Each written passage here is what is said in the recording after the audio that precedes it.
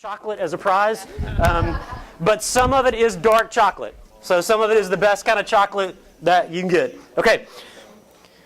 Which is the country with the most people? You're already in here. Yes, ma'am. India is second. I saw your hand. China. As of the end of November of last year, the population was over 1.5 million people in China.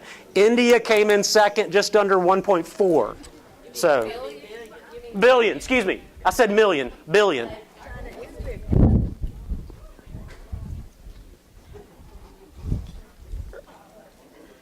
Which indoor sport is the most popular in the United States? I saw your hand first. Basketball is indeed first. The Razorbacks and the Crimson Tide notwithstanding this year, because that wouldn't be what a very good year was. Okay, I'm going to go a little tougher here. You may have to talk about this with your team. What is the non-contagious disease that is most common in the world? No, sir. Cancer, I heard. Depression, I heard. Did not see that. No, ma'am. Heart disease up here? No, ma'am. Anybody else? The cold? No. Oddly enough, it is not first. Asthma is not correct. No, ma'am, not MS. It is not. Think about the broader world. Somebody who has been to have any oral work done? Tooth decay. Did you? Okay. Since you've already got some chocolate, I'll share more. All right. One last one. Let's see if I can find the good one here. Okay, I won't ask you which 3 elements were added to the periodic table last year. Primarily because I can't pronounce them, and so that's... Okay, last one. What is the rhino's horn made of? Hair is correct. I heard you first, but I saw his hand first, so... Oops. It is indeed made of hair.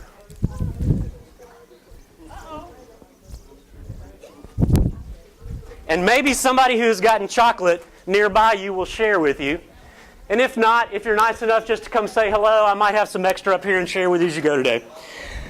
I understand that you guys have had a great deal of change in the workplace over the last year or so specifically. And sometimes that is very difficult to handle.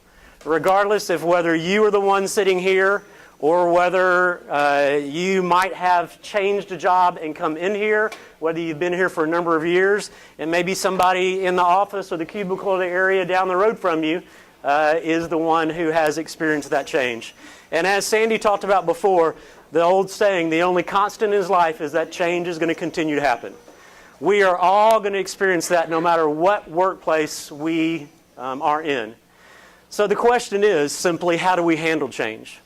Do we handle it positively or do we handle it negatively? Is it something that is easy for us to work with, or is it something that's going to cause us constant strife and constant dismay?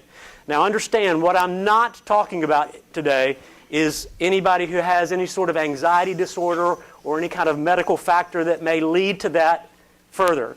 If you are diagnosed with one of those or have something that you notice oftentimes provides you more stress than what a person should experience in an individual situation, then there may be some sort of anxiety or panic disorder. That would be the case of which you could grab one of those flyers over there that talk about the Baptist Health Counseling Center, and I'd be happy to talk with you about that one-on-one. But I'm just talking about how we generally handle changes in our lives. I've given you 2 handouts because I'm not going to try to cover all of it. You're intelligent enough to be able to read them yourselves. But I would like to go over one of them with you and just give you some specific examples about it. And it's the one called Tips for Coping with Organizational Change.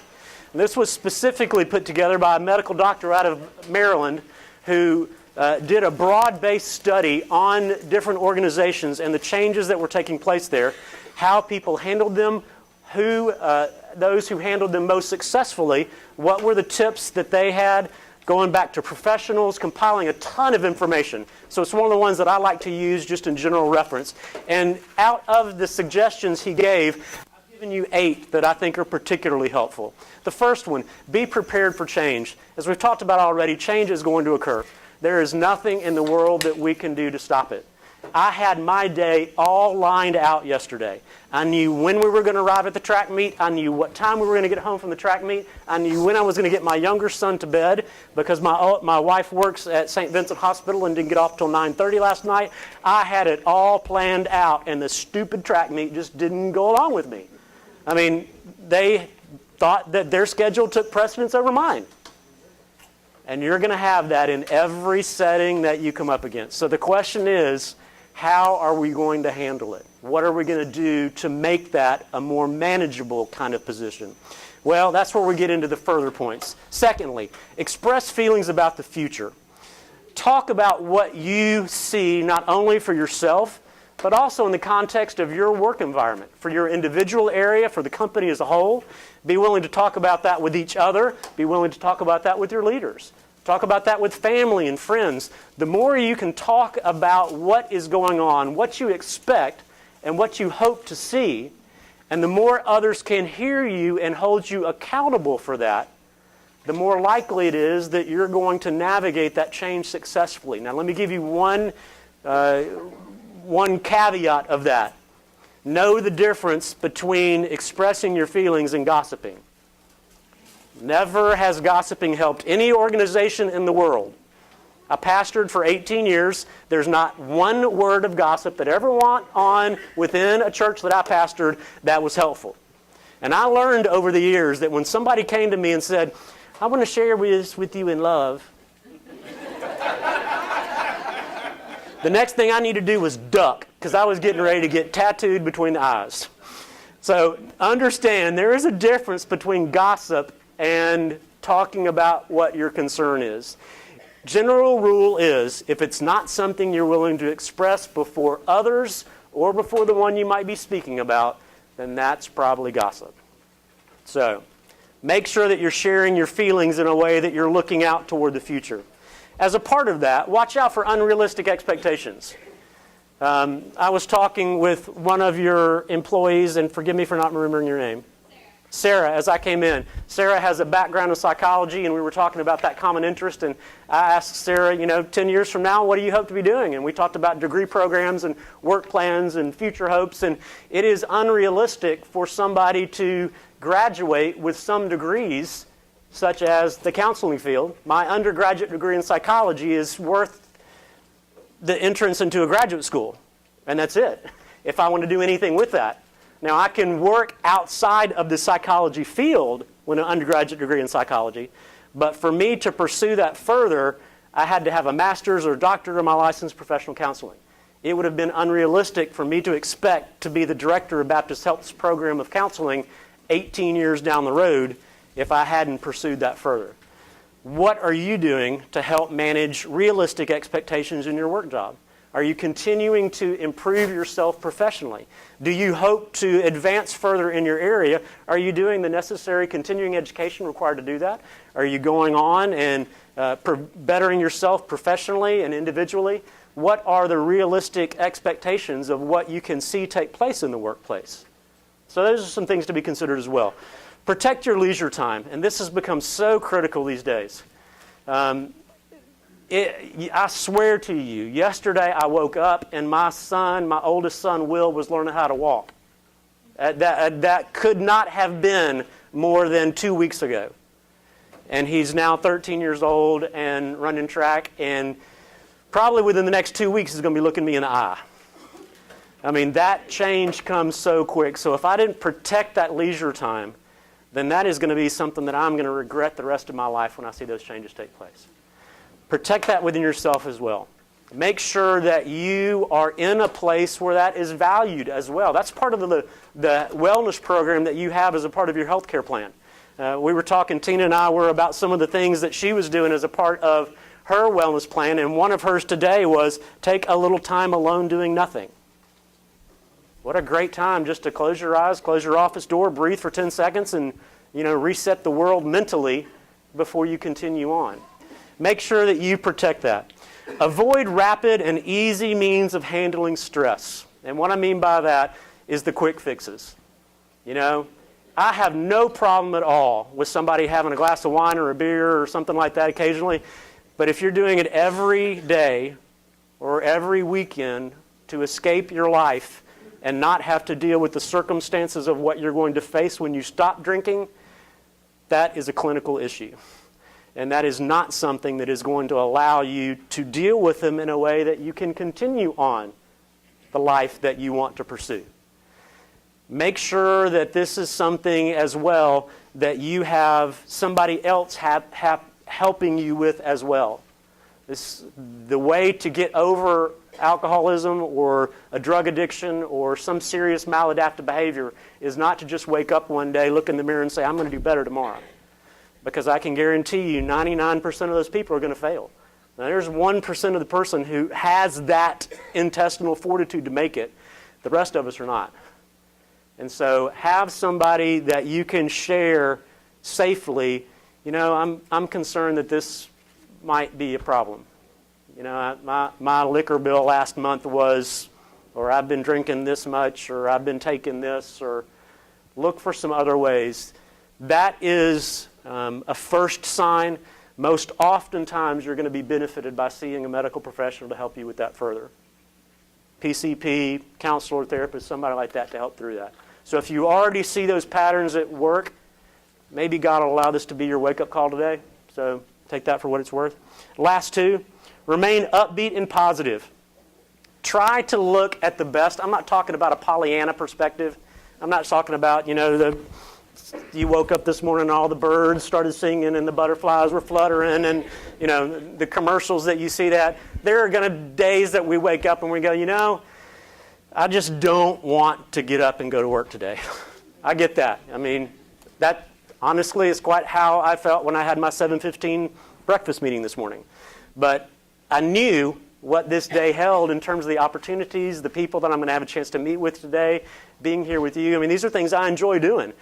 But I had to get motivated this morning when the alarm went off at 5:30 to get up and get going to do that. There are days when you don't want to do it. But on the whole, do you like where you are? If you don't, then maybe it's time for you to look at some different opportunities. Because if you're not advancing the purpose and the meaning of what you're doing here, then, you need to be a place where you're going to be happy and where the rest of the people working with you can be happy. That's the only negative I will say about that. The purpose of Baptist Health is, you'll hear a phrase throughout Baptist Health, we are a healing ministry. Baptist Health exists to provide excellence in health care to the people of Arkansas. That is our statement. Most any of the leadership will be able to tell you that. And that is quite honestly why I stepped out of pastoring for 18 years and came into this, is because I had a chance to affect people that I might not normally see within the confines of pastoring a church. And so this really became an extension of what I saw as my calling in life, to be able to help people. I've always enjoyed the pastoral care side of life. I'd much rather be with somebody in an emergency room or a crisis situation than I would be in a board meeting. No offense intended to those of you who have board meetings and business kind of things. That's just not where I'm created to be. And so this was really a great chance for me to be in that field.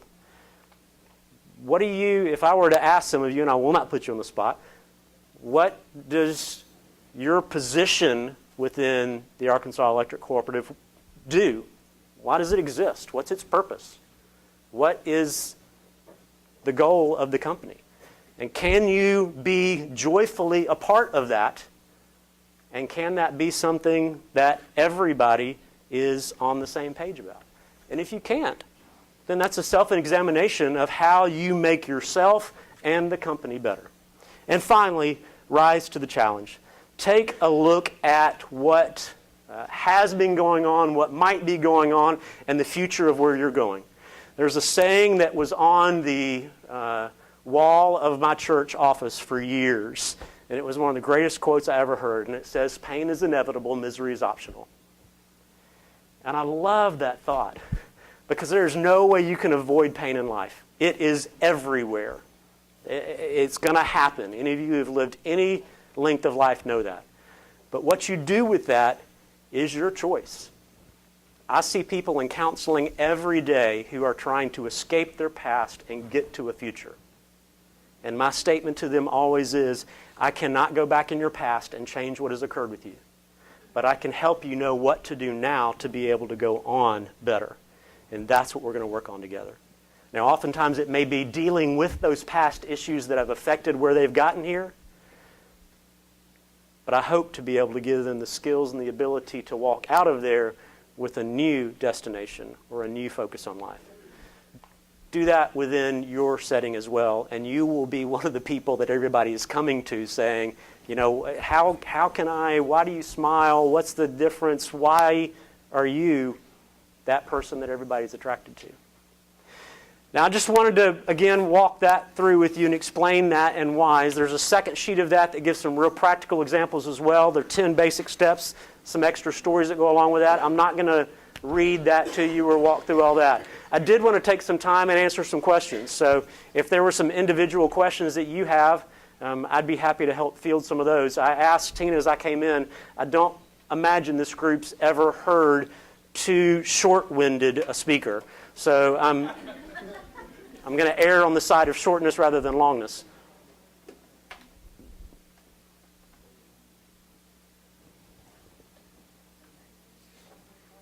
Wow. I did that good a job with it. Wow. All right. Yes, ma'am. Mm-hmm.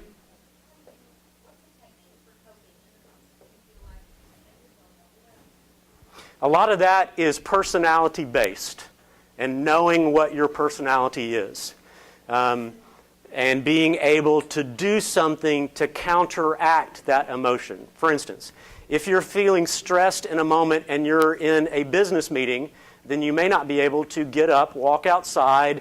You know, you have to sit right there. So it may be something as simple as changing your breathing pattern. Be conscious of how you're breathing. In moments of stress, we know that medically things change. Our heartbeat accelerates, our breathing pattern accelerates, sweat will form on your forehead. Things like that are physical signs. If we can see those and begin to change some of those, if we can get ourselves cooled a little bit, if we can change our breathing and will myself to slow down a little bit, oftentimes you'll see your emotions following along with that. If you can do something more, if you like to be outside, then take 5 minutes, get up before you return that phone call message of the person who you know is going to just absolutely annoy you sideways. Then get up, walk around, take some walks before you go do that. Maybe it's something where you feel better after talking to one of your children or your spouse. Maybe you call and talk with them for half a second. Maybe it's something where you just simply close your door and turn off the lights for 2 minutes and just allow that calmness to come back over you. I've seen people do all sorts of things like that. It doesn't have to be something extravagant, just something in which you are choosing to change your situation. That's the biggest thing. You know, it's kind of that old adage of you keep doing the same thing expecting different results. If you're sitting in the meeting and you're still breathing fast and you're still accelerating, and you're expecting something different to happen, it's not going to happen. So choose to change what you can that will bring about the change within how you handle and see the situation.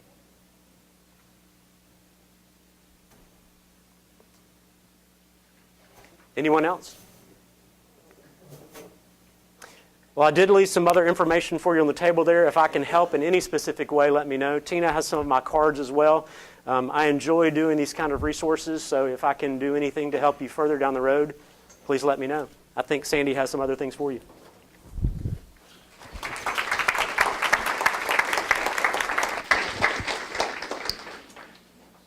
Okay. Hope you all enjoyed. I know that was kind of a quick program, but bottom line, you've got the information to help you go on with addressing change, because we're going to continue to have it forever. Also, all the things I was sitting here listening to Charles, and I was thinking, when you hear a presentation like this, it's a good time to really actually do some self-exploration. Kind of look at yourselves. You know, we all need to do that every so often.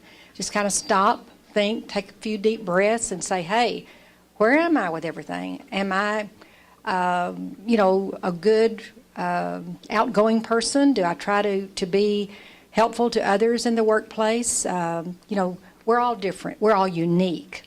We're not necessarily all so totally different, but we're unique. And accepting that, I think, is a big thing. And we all have certainly different and unique personalities. And but you wouldn't want it any other way. You wouldn't want to work with all the same type of person, I don't think. You know, and I know I don't think anybody is like this here, but in my career, 30-something years now, basically, there's always been an individual or so that is just not a happy person coming to work. There's a lot of drama in certain people's lives, and they don't know how to leave it outside the door. It comes on into the workplace, which can certainly not conducive to the work environment. But there's just all types, and y'all know that, and you've seen that. But and we want to reach out to those people when we can. I know y'all also have EAP, correct? And everybody knows that, right? Employee Assistance Program. Of course, we have the Baptist Health Counseling Center now, too. So, and those are services that are wonderful if you need them and for your family members. Don't forget about that. Many times I think individuals think, well, you know, I don't want to go there, I want to do it. But it's a service, it's a benefit provided to you as an employee, so keep that in mind. And let me just say in regards to that, from a mental health perspective, it is much easier to deal with something when you first see it coming up rather than trying to go back and correct something down the line. As a counselor, I'd much rather see somebody who says, you know, I've seen this once or twice and I'm concerned it might be a pattern, rather than somebody who says, I've been doing this for 15 years, how do I stop? So if you recognize some issues that are concerning or that somebody else may see in you, that's the time to pursue a conversation with the EAP program or with the counselor rather than, okay, I've tried it for 5 years to manage it myself, I can't, now I need some help doing that. Does that make sense? It's easier to handle it on the front end of it. Good point. Okay, I want to congratulate all of you for taking the time to come. I know you get a nice lunch and all that, but it shows that you are interested in your overall wellness and your health. And Arkansas Electric Co-op is one of the best companies to provide these types of benefits and services to their employees. So I'm glad you all take advantage of it. Now, big reminder. Our employee wellness screenings are coming up. We're doing them a little bit earlier this year. They're going to be April the 18th and April the 19th. And I don't know if y'all may not have started registering yet, but Tina and Maria and them will get information to you all about that. Just a reminder, because I know, well, some of you are new employees. How many new employees since, yeah, so some of you have not participated in the wellness screenings before. Tina and them will get you all an employee wellness survey. It's like 37 questions, and it's good if you will have completed that before you come to the wellness screening, because that way you won't have to be in here so long and do the actual screening. So they will get that to you all or let y'all know about picking that up or whatever. And then we'll have another little short form for you all to fill out when you get here. Now, when you come in, of course, we're going to do your biometric screenings, your everybody loves this. We're going to check your weight, your waistline, and all those fun things, height and all of that.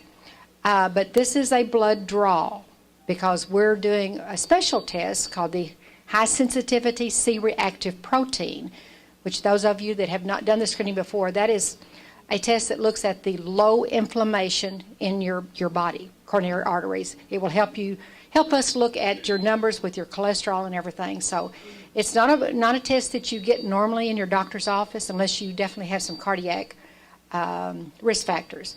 But that's one thing that this program does provide. Also, I think we probably will do the PSA again for the guys. That's something that Arkansas Electric Co-op has always provided.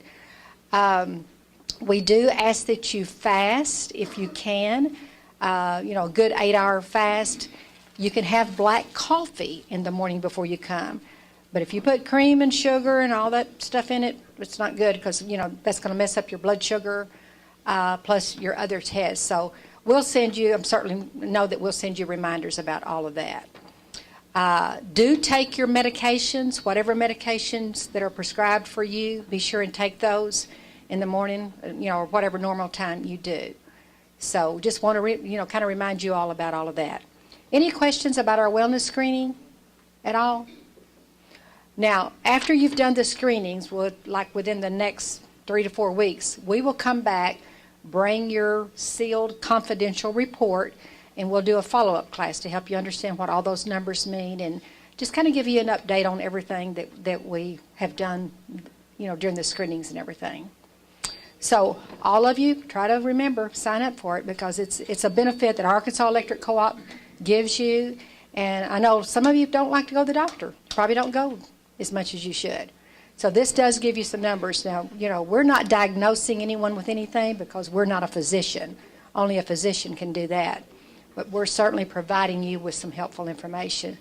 And we also send a packet to your physician if you ask us to with your results. Any questions?